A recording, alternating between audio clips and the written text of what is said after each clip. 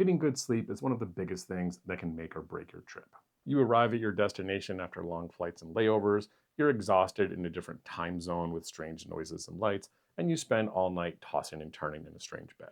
Today I'm going to share with you a couple of tips and tricks that I use for Airbnbs, hotels, even long flights that can make a big difference to help you get sleep anywhere when you're traveling. If you've ever experienced a bad night of sleep on your travels, you know how important it is. It affects your mood, it makes jet lag worse, and it can feel like you've wasted a day on your trip. The biggest things for me that impact sleep when I'm traveling are light, noise, and changes in their sleep schedule. So here are my tips on how to help these things. Light, one of the biggest issues for me in hotels and Airbnbs. You may be trying to adjust to a new time zone and dealing with weird light sources like street lights, and often glowing LED lights on TVs, radios, and microwaves. My simple trick here is to just take a couple of small binder clips with you. You can use them to keep loose window curtains together. They're cheap, lightweight. This isn't foolproof, but it helps to block out street lights. My next tip is to carry a small sheet of blackout stickers. I cut these down and carry a few sheets of them behind my phone case. They take up no space in my bag, lightweight, they're reusable, and don't leave any kind of sticky residue. I carry different sizes of these and put them over glowing lights in my room. They can make a huge difference in how bright your room is at night. I'll include a link in the description to the ones that I use. It's like a 145 piece set. They're about $5 on Amazon. You can also just use electrical or gaffer's tape, works just as well. My next solution, if those first two don't work enough, is a nice sleep mask. Can be a lifesaver. You can wear this in your hotel. There's still a little bit of light.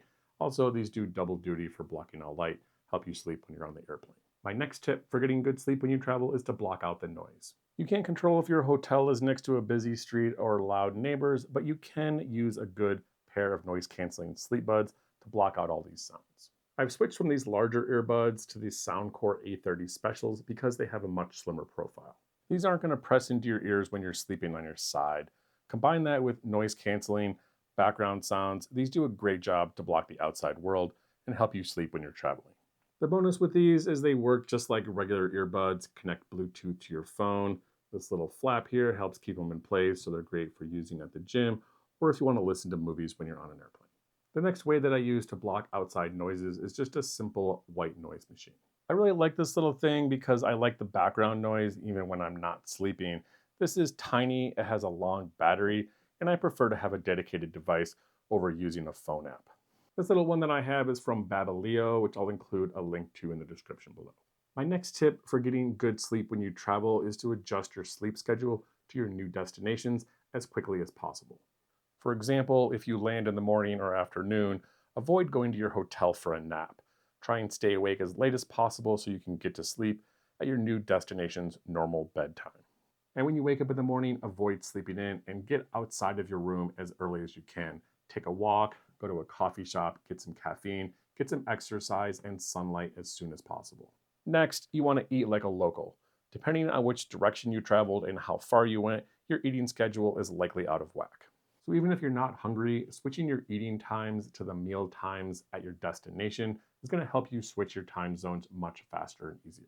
And if you combine these tips with switching your eating and sleeping schedule to be more in line with your new destination, with my previous tips on blocking out light and sound, you're going to much easier transition to your new destination and get a much better night's sleep. So that's all I have for tips and tricks on how to get better sleep when you travel. Let me know if you have any questions in the comments below. And again, thanks for watching.